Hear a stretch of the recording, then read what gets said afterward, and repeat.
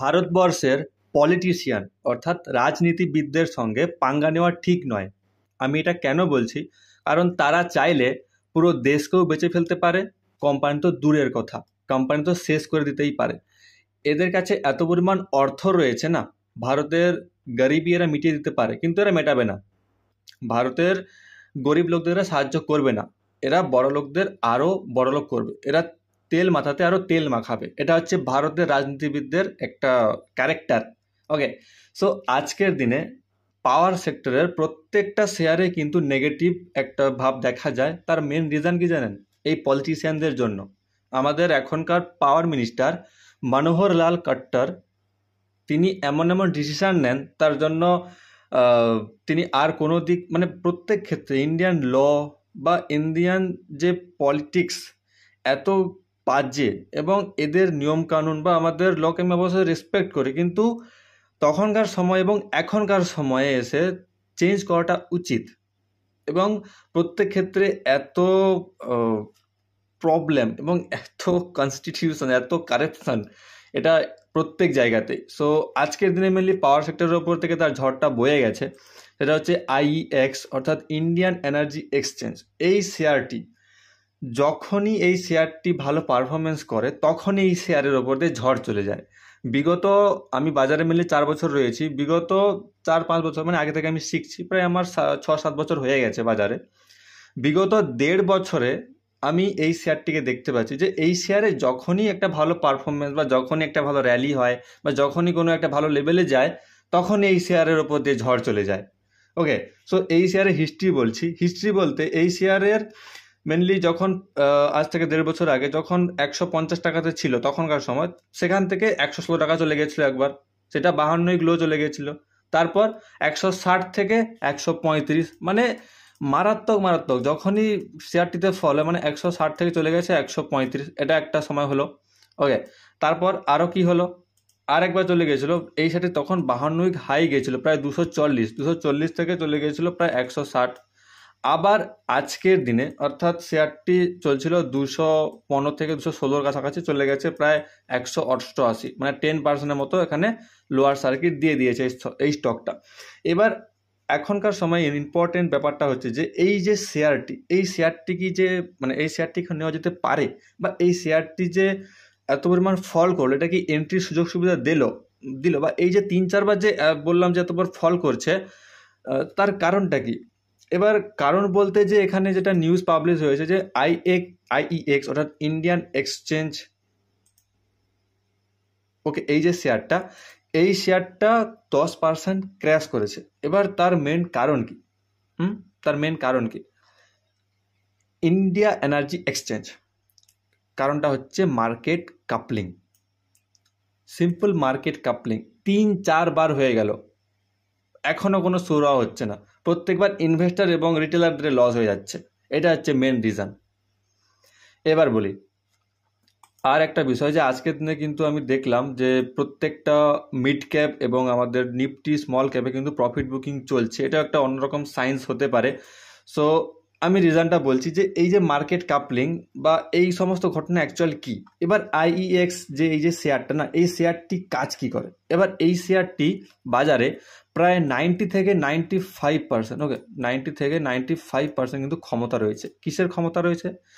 এই শেয়ারটি হচ্ছে একটা ট্রেডিং প্ল্যাটফর্ম প্রদান করে। ট্রেডিং প্ল্যাটফর্ম, এটা কোনো ব্রোকার নাকি? ব্রোকার ঠিক নয়, বাট ব্রোকারের মতন। এবার আমি এটা কি বললাম ধরেন, মানে আমরা যে ট্রেড করি, তো ধরুন আমি রিলায়েন্সের শেয়ার কিনতে চাচ্ছি, তো আমাকে কোথায় যেতে হবে? আমাকে এনএসসি বা বিএসসিতে যেতে হবে, সেইখান থেকে আমাকে বাই করতে হবে। আমি তো ডাইরেক্ট আর কোম্পানিতে গিয়ে বাই করব না, তাই না? সেই রকমই ইন্ডিয়াতে অনেক রকম পাওয়ার শেয়ার রয়েছে। এবার পাওয়ার শেয়ারের মধ্যে দেখেন Adani power, Tata power, NTPC, Adani green energy, CESC, NTPC green energy, অনেকগুলো রয়েছে। এবার এই যে আইইএক্স না, এরা কি করে না, এরা হচ্ছে যে ট্রেডিং ইন দ্য সেন্স, মানে ইলেকট্রিক ট্রেডিং করে, ইলেকট্রিসিটি ট্রেড করে, মানে ন্যাচারাল গ্যাস, ক্রুড অয়েল বা এই যে ম্যাটেরিয়ালগুলো লাগে পাওয়ার তৈরি করতে, সেই সমস্ত ম্যাটেরিয়ালের কেনা বেচা করে। ধরেন আদানি পাওয়ার ভাবলো যে আমার একটা জিনিস লাগবে, আদানি পাওয়ার বললো যে আমার ন্যাচারাল গ্যাস লাগবে, তো তার সঠিক দর বা কোন সাপ্লাই মানে কোন ডিলার থেকে নেবে সে প্রত্যেক কিছু কিন্তু এরা কানেকশান করিয়ে দেয় এবং এরা তার মাধ্যম থেকে একটা কমিশনস বা একটা ডিস্ট্রিবিউশনস ব্লক চেনের মাধ্যমে পয়সা ইনকাম করে। আর এর কাছেই কিন্তু বাজারের 90% অর্ডার কিন্তু এই পেয়ে থাকে, বুঝলেন তো? হলো, এবার আসি যে মার্কেট কাপলিংটা কি। মার্কেট কাপলিংটা হচ্ছে যে আমাদের যে পাওয়ার মিনিস্টার রয়েছে, এবার পাওয়ার মিনিস্টার একটা কথা বলছে, পাওয়ার মিনিস্টার বলতে চাইছে যে আমি মাঝে একটা থার্ড পার্টি বসাবো, সেই থার্ড পার্টির কাছে প্রত্যেক অর্ডারগুলো আসবে এবং সেই থার্ড পার্টি এই সমস্ত ট্রেডিং এক্সচেঞ্জদের অর্ডারগুলো দেবে। এবার আইইএক্স হচ্ছে যে বাজার 90% অর্ডার এরা পায়, আরও কিছু প্লেয়ার রয়েছে যেমন এনটিপিসি রয়েছে বা আরও অনেক অনেক ছোটো ছোটো কোম্পানিগুলো রয়েছে, তারাও অর্ডারগুলো পায়, বাট এটাই সবথেকে মেজর অর্ডার পায়। এবার গভর্নমেন্ট বলছে যে তোমার লাভ হবে, আমি একটা থার্ড পার্টি বসাবো, বাট আইইএক্সের যে এগুলো আছে মানে যারা শেয়ার হোল্ডাররা আছে তারা বলছে না আমাদের বিজনেসে লস হবে, কারণ আগে এরা ডাইরেক্ট অর্ডার পেত, তার ফলে কি হয় না সেখানে কোনো থার্ড পার্টির ব্যাপার নেই, ডাইরেক্ট অর্ডার আসতো এবং সেখানে ব্যবসাটা ভালোভাবে গ্রো করতো। কিন্তু যখন মাঝে থার্ড পার্টি চলে আসবে সেখানে ডিস্ট্রিবিউট যে অর্ডারগুলো এদের কাছে আসবে, অর্থাৎ থার্ড পার্টি যে অর্ডারগুলো এদেরকে দেবে সেগুলো তো আরও অন্যান্য যে কোম্পানি তারা পেয়ে যাবে, এরা তো তখন মানে লস খাবে না। সো থার্ড পার্টি বাদ দিতে চাইছে এরা থার্ড পার্টিকে মানতে চাইছে না। মানে থার্ড পার্টির মাধ্যমে যদি অর্ডারগুলো আসে তাহলে এখানে কম অর্ডার আসবে, আর যদি ডাইরেক্ট আসে তাহলে অর্ডারটা ঠিক আসবে, বেশি পরিমাণ অর্ডার এরাই পাবে। সো তাই জন্যই যে পাওয়ার মিনিস্টার তিনি বলছেন যে আমি যে স্টেক হোল্ডারগুলো আছে তাদেরকে নিয়ে বসে আমি একটু মিটিং করব এবং মিটিংয়ে হবে। এরকম মিটিং আগের যে পাওয়ার মিনিস্টার ছিল তিনিও এরকম বসে মিটিং করেছেন, বাট শেয়ার হোল্ডাররা মানতে চাচ্ছেন না। কারণ শেয়ার হোল্ডার মানতে চাচ্ছেন একটাই কারণ, যে ব্যবসাতে ডাউন হতে মানে ব্যবসার ক্ষেত্রে এটা লসেস হতে পারে। আগে ডাইরেক্ট অর্ডার আসলে সেখানে কিন্তু ভালো অর্ডার আসবে, আর মাঝে কোনো দালাল বা ব্রোকার থাকলে সেখানে এদের প্রফিটের চান্স কম হতে পারে বা অর্ডারের চান্স কম হতে পারে। এটা হচ্ছে মুদ্রা কথা। তাই জন্যই আইএক্স শেয়ারে কিন্তু ফল আমরা দেখতে পাচ্ছি। আমি আরও দুটো শেয়ারের কথা বলবো। আরও দুটো শেয়ার হচ্ছে আমাদের রিলায়েন্স পাওয়ার এবং হচ্ছে সুজলন এনার্জি। এই দুটো শেয়ার অনেকে জিজ্ঞাসা করেছেন, তো আমি এই দুটো শেয়ারও আমি আজকে এক্সপ্লেন করার চেষ্টা করবো। ওকে, সো তার আগে একটা কথা বলে দিই যে এই যে আইইএক্স শেয়ার এবার কী করা যেতে পারে। আইইএক্স শেয়ার দেখেন যখনই এরকম মার্কেট কাপলিং বা এরকম যখন নিউজ আসে না, তখন বাজার কিন্তু 15 থেকে 16%, যদি প্রিভিয়াস চার্টটা দেখি, চার্ট আপনি লক্ষ্য করবেন, আমি যে 4 বারের কথা বললাম 4 বারে দেখেছি আমি 15 থেকে 20% কিন্তু বাজার পড়ে গেছে। সো আজকে দেখা যাচ্ছে যে 10% অর্থাৎ রিকভারি একটু দিয়েছে, 16.33 মানে 7.78। সো এইখানে কিন্তু আরও মানে আগামী দিনের ফল হতে পারে। এটা কাইন্ড অফ 175 থেকে 167 এইখান থেকে আবার একটু মানে রিভার্সাল বাজার করতে পারে। তো এখন পর্যন্ত নো ডিসিশন, অ্যাভয়েড করা ঠিক হবে যতক্ষণ না পারফেক্ট কোনো কনক্লুশন আসছে। ওকে, এইটা হচ্ছে মার্কেট কাপলিং এবং আইএক্সের ফলের টোটাল গন্ডগোল এবং রিজনস, আর পলিটিশিয়ানদের সব চাল, বিগ প্লেয়ারদের চাল রিটেলারদের বার করার জন্য প্রত্যেকবার একই ঘটনা। ওকে, কারণ এই কোম্পানির পারফরমেন্স খুবই সুন্দর, কোম্পানির প্রফিট দেখুন, কোম্পানির বা ম্যানেজমেন্ট দেখুন খুবই স্ট্রং, বাট এই গভর্নমেন্ট ডিসিশন এবং এই সমস্ত জন্যই ট্যাক্সেশনের জন্যই কোম্পানিগুলো নষ্ট হয়ে যাচ্ছে, দেশে বেকারত্ব বাড়ছে এবং গভর্নমেন্টের কোনো হোঁশই নেই, এবং যারা করে খাচ্ছে তাদের পিছনে লেগে আছে। এবার হচ্ছে রিলায়েন্স পাওয়ার। ওকে, সো রিলায়েন্স পাওয়ার যে শেয়ারটি, এই শেয়ারটি এখন প্রাইস চলছে 70.99। এবার এই দেখেন, এই যে আমি শেয়ারটি চুজ করছি, এবার আমি এতদিন যে বাজারটা নিচে ছিল অর্থাৎ চার্ট যে নিচে ছিল ক্যান্ডেলগুলো, এবার যখন কেউ নতুন চার্ট দেখবে তখন না হট করে কনফিউশন হয়ে যায় যে কি করব, একটা তখন কি বলে গ্যামলিনের মতো, আচ্ছা দেখা যাক কম প্রাইস তো যা হয় হবে, এরকম একটা সিচুয়েশন তখন প্রত্যেকে নিয়ে নেয়। বাট এটা করা ঠিক নয়, মেজারমেন্ট প্রপারলি করতে হয় এবং অবশ্যই স্ট্রাকচারটাকে কমপ্লেক্স চার্টকে ইজিয়ার বানাতে হয়। সো আমি ইজিয়ার বানিয়ে দেবো। ওকে, সো রিলায়েন্স পাওয়ার, রিলায়েন্স ইনফ্রাস্ট্রাকচার কিন্তু একটা তেজিতে চলছে। সো রিলায়েন্স ইনফ্রাস্ট্রাকচারের জন্য রিলায়েন্স পাওয়ারে কিন্তু মোমেন্টাম এসেছে। এইবার একটা বিষয়, এই যে শেয়ারটা, এই শেয়ারে আপনি কি করতে পারেন আমি সিম্পলি একটা বলে দিই। দেখেন, আমি চার্টটাকে আপনি লক্ষ্য করবেন, এই যে চার্ট আমি মান্থলিতে ওপেন করেছি, এই প্যাটার্ন আর এইখানে প্যাটার্ন সিম্পল দেখেন, এইখানেও একটা স্পাইনিং টপ হয়ে বাজার উপরে গেছিলো, এখানেও একটা স্পাইনিং টপ হয়ে বাজার উপরে যাচ্ছে। সো আমি সিম্পল কি করব, প্রথম মেজারমেন্ট করব, এইটুক থেকে এইটুক 86 আসছে, বডি টু বডি মেজারমেন্ট করব এবং এইখানে বডি টু বডি এখানে মাপ করে দেব। ওকে, এটা আমাদের মাপ হয়ে গেল। তাহলে ফাইনাল যে রিভার্সাল পয়েন্ট বেরিয়ে এসছে 124-এর কাছাকাছি বেরিয়ে এসছে। ওকে ফাইন, আমি মেনে নিলাম। এরপর কি করব না 50% এরিয়া আমাদের বের করতে হবে, কারণ 50% এরিয়া থেকেও বাজারে পতন আসতে মানে রিভার্সাল হয়, বাজার নিচে আসতে পারে। ওকে, আমি তো এবার কী করবো না এই যে 86 পয়েন্ট এটাকে হাফ করব, মানে হচ্ছে আমার 40